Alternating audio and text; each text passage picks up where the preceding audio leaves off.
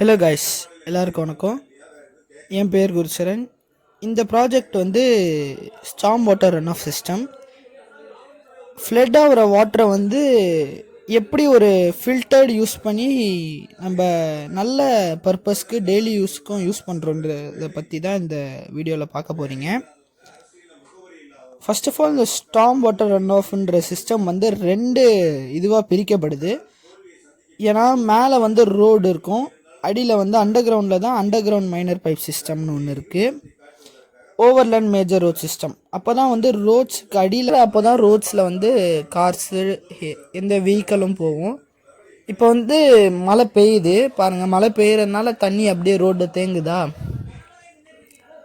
இந்த தேங்குகிற தண்ணிலாம் வந்து எங்கே போய் சேரும்னு பார்த்தீங்கன்னா, அதாவது ஒரு சக்ஷன் பம்பு மாதிரி ஒரு இடம் இருக்கும், அந்த இடத்துல போய் இந்த தண்ணிலாம் வந்து அப்படியே உள்ளே போகும்.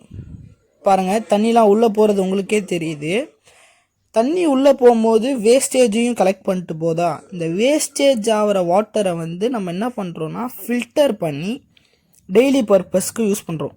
ஏன்னா இப்போ சென்னையிலலாம் வந்து ஒரு 120 அடிக்கு பம்ப் போர் போட்டால் தான் வேலைக்கு ஆகுது, தண்ணி கிடைக்கிது. இப்போ ஒரு வீடியோ காமிக்கிறேன் பாருங்கள்.